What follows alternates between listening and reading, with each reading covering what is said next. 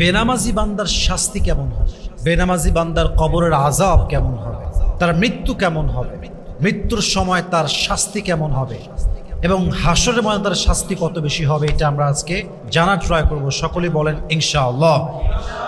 বেনামাজি বান্দার মোট শাস্তি হবে 15টা। বলেন যুবক ভাইরা, মোট কয়টা? 3টা, মোট 6টা হবে দুনিয়াতে, 3টা হবে মৃত্যুর সময়, 3টা হবে কবরে এবং 3টা হবে on the day of judgement, on the day of resurrection. কিয়ামতের দিনে হাসরের ময়দানে তার বিচার করবে একজন। আওয়াজ দিয়ে বলেন তো তিনি কে? সে 6টি আযাব দুনিয়াতেই ভোগ করবে। যে বেনামাজি হবে তাকে আল্লাহ তাআলা দুনিয়াতে 6টি মারাত্মক আযাব দিবেন। Number 1, there will be no বারাকা ইন হিজ লাইফ। যে ব্যক্তি বেনামাজি হবে তার ইনকাম যদি কয়েক কোটিও হয়, তার ইনকামে 2 পয়সা কোনো বরকত থাকবে না। ঠিক কিনা বলেন যুবক ভাইরা? দেখবেন হুজুর মানুষ ইনকাম করে হয়তো বা 10, 15, 20 অন অ্যান অ্যাভারেজ, প্রাইভেট ইমামতি, মুয়াজ্জিনি, জুমার খুতবা দিয়ে, মাদ্রাসার একজন টিচার হয়ে খুব কম income. But you know this is হালাল। সো হালাল ইনকাম হলে কি হয়? আল্লাহ বরকত দান করে বান্দাকে। কম হতে পারে বাট বরকত দান করে একজন, তিনি কে?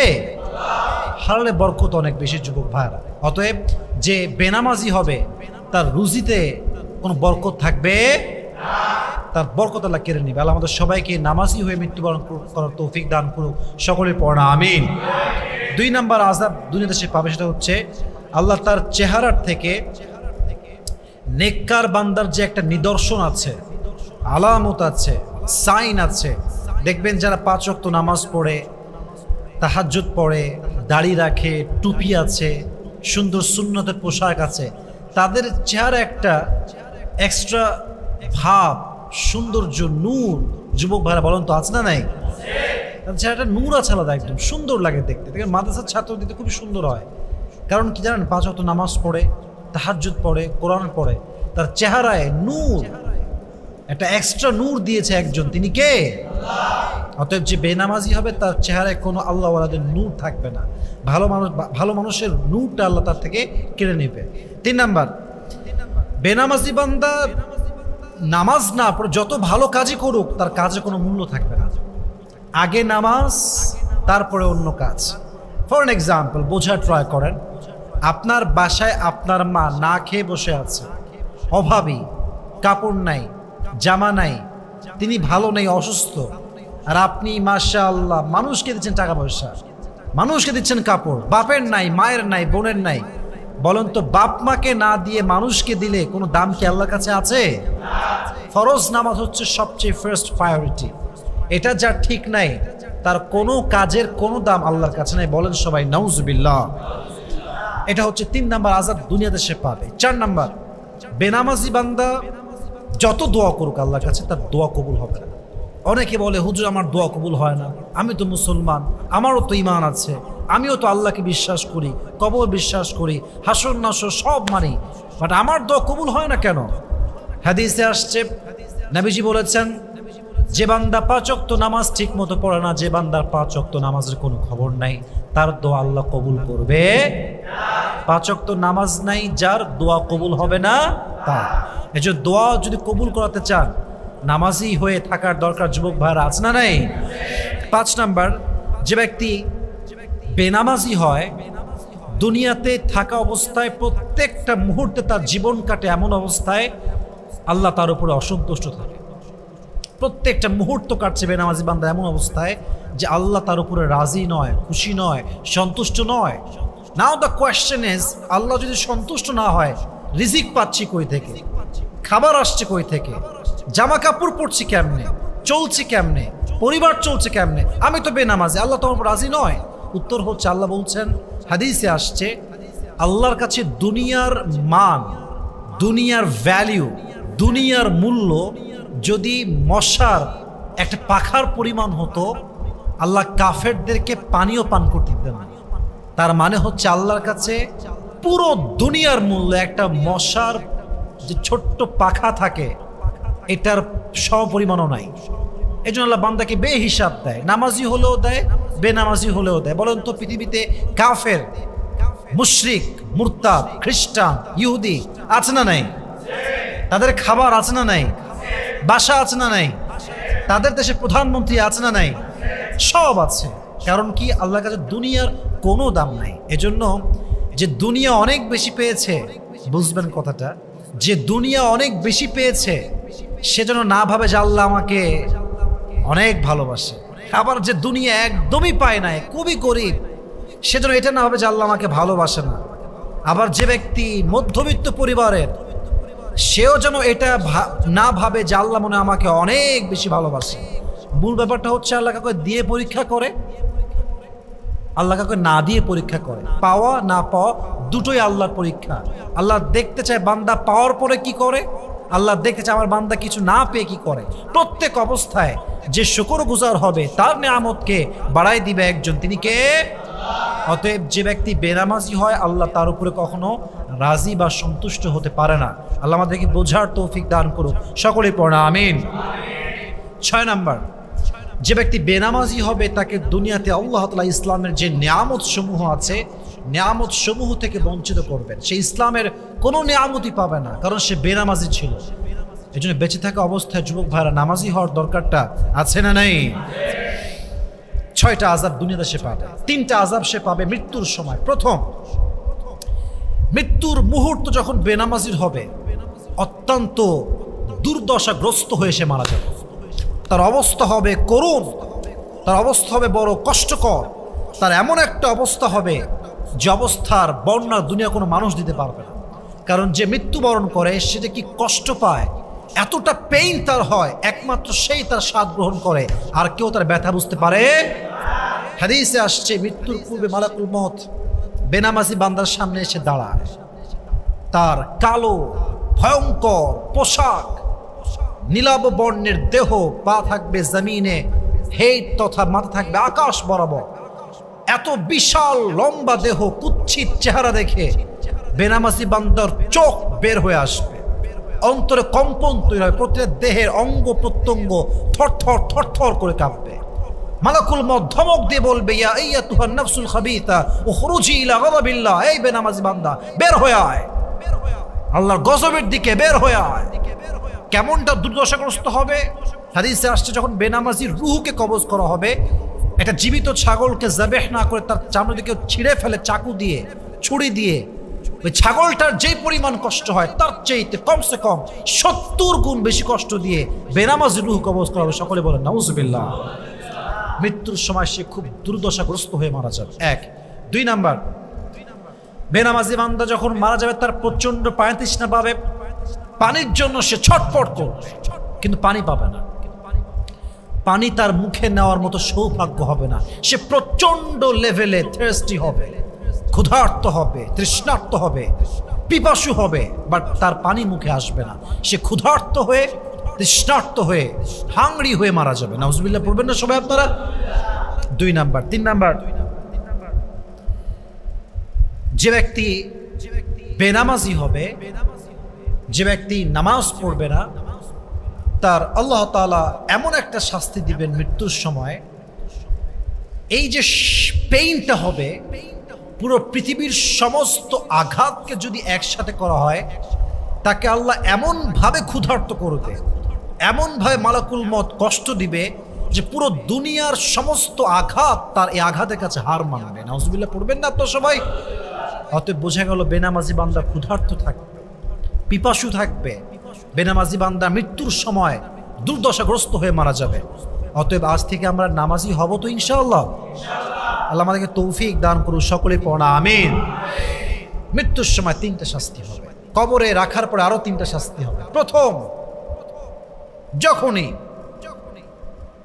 বেনামাজি বান্দায় কবরে রাখা হবে, বেনামাজি ছিল, যুবক নামাজ পড়ে নাই, বেনামাজি নারী যুবতী নামাজ পড়ে নাই, বেনামাজি মা নামাজ পড়ে নাই, বেনামাজি যুবক নামাজ পড়ে নাই, যখনই তার কবরে তার লাশ রাখা হবে, 2 পাশের মাটি তাকে এমনভাবে 2 পাশ থেকে চাপ দিবে, এক একটা চাপের জোরে তার হাড়ের প্রত্যেকটা রগ ছিঁড়ে যাবে, হাড় ছিঁড়ে যাবে, পুরো দেহ অঙ্গ প্রত্যঙ্গ ছিঁড়ে বুড়ে ছারখার হয়ে যাবে। নাউজুবিল্লাহ বলেন সবাই।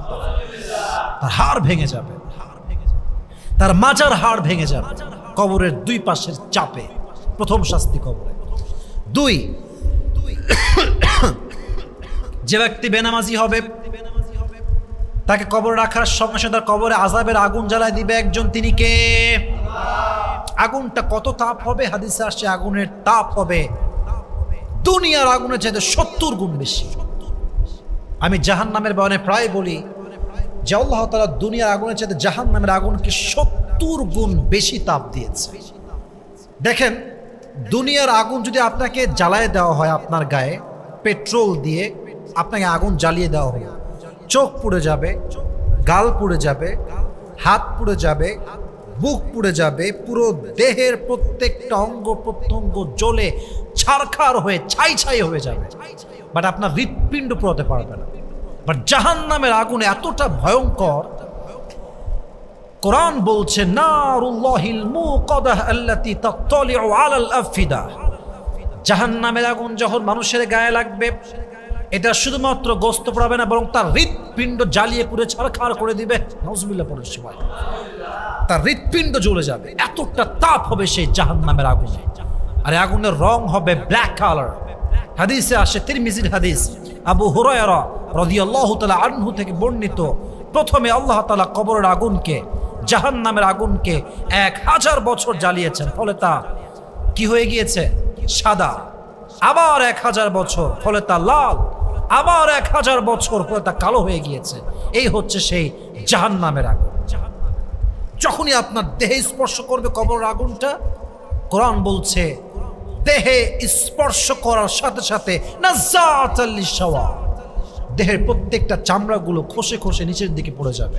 আল্লাহ আমাদের সবাইকে এই কবরের আগুন থেকে হেফাজত করুন, সকলে পড়া আমিন। 3 নম্বর আযাব হলো, যে ব্যক্তি বেনামাজি বান্দা হয়ে মারা যাবে, তার কবরে আল্লাহ রাব্বুল আলামিন একজন আযাবের ফেরেশতা নিযুক্ত করবেন। আযাবের ফেরেশতা প্রত্যেক দিন, প্রত্যেক রাত, প্রত্যেকটা মুহূর্তে বেনামাজি বান্দার শাস্তি হবে। ওই ফেরেশতার চোখ হবে অন্ধ, তার হাতে থাকবে লম্বা একটা হাতুড়ি, প্রত্যেকটা মুহূর্তে সেই লম্বা হাতুড়ি দিয়ে সেই বেনামাজি বান্দার উপরে আঘাত করবে। একটা আঘাতে তার পুরো মাথাটা গলে যাবে, বিচ্ছিন্ন হয়ে যাবে, আবার জোড়া লাগবে, আবার শাস্তি দিবে। কিয়ামত পর্যন্ত প্রত্যেকটা মুহূর্তে বেনামাজি বান্দাকে শাস্তি দিতেই থাকবে, দিতেই থাকবে। সকলেই বলেন নাউজুবিল্লাহ। আল্লাহ আমাদের সবাইকে কবরের আযাব থেকে হেফাজত করুন, সকলেই পড়া আমিন। দেখেন, এটা ছিল কবরের আযাব। যে বান্দা বেনামাজি হয়ে মরবে, তার হাসরে আযাব হবে মোট 3টা। যুবক ভাইরা বলেন তো সবাই কয়টা? তাকবীর দেন সবাই, লিল্লাহি তাকবীর। কিয়ামতের দিন যে বেনামাজি হবে সে উঠবে। কিয়ামতে যে আমরা উঠবো, এটা আমাদের বিশ্বাস আছে তো? বলেন সবাই, আছে তো? আওয়ালা ইয়াযকুরুল ইনসানু আন্না খালাকনাহু মিন ক্বাবলু ওয়া লাম ইয়াকু শাইআ। মানুষ কি ভুলে গেছে সেই দিনের কথা? when he was nothing to mention, যখন সে সামান্য শুক্রাণু ছিল, ছোট্ট একটা স্পার্ম শুক্রাণু, এখান থেকে অবয়ব দিয়ে, চেহারা দিয়ে, দেহ দিয়ে, রূহ দিয়ে আমাদেরকে জীবন্ত করেছে একজন, তিনি কে? হাসরের ময়দানে সে জীবিত হয়ে উঠবে এবং আল্লাহ তাকে গজবের সুরে তার নাম ধরে ডাকবে, গজবের সুরে, ভয়ঙ্কর ভাবে। এবং একটা সাপ তাকে খুঁজবে, সে কোথায় আছে, তাকে দংশন করার জন্য। আল্লাহ রাগান্বিত হবেন, রেগে রেগে ডাকবেন এবং একটা সাপ তাকে খুঁজবে কিয়ামতের দিনে, তাকে বিষাক্ত তার বিষ দিয়ে তাকে ছোবল দেওয়ার জন্য। নাউজুবিল্লাহ পড়বেন না সবাই? বেনামাজি বান্দার হাসরের ময়দানে দ্বিতীয় শাস্তি হচ্ছে যেই পুলসিরাতের রাস্তা, যেটা কাটার চাইতে বেশি ধারালো, যে রাস্তা সুয়ের চাইতে বেশি চিকন, যে রাস্তা এত চিকন, যেটা এত চিকন বর্ণনা করার কোনো ভাষা আমাদের কাছে নাই, পুলসিরাতের রাস্তা, তার জন্য এটা এত বেশি ধারালো হবে, যখন সে পা রাখবে এই পুলসিরাতের এই রাস্তায়, ব্রিজের উপরে বা এই রাস্তার উপরে, এটা এত ধারালো হবে, পা রাখার সঙ্গে সঙ্গে তার দেহ 2 খান হয়ে 2 দিকে পড়ে যাবে। নাউজুবিল্লাহ পড়ে সবাই আপনারা। সে পুলসিরাত পার হতে পারবে না, এবং যে পুলসিরাত পার হতে পারবে না সে কখনো জান্নাতি মানুষ হতে পারবে?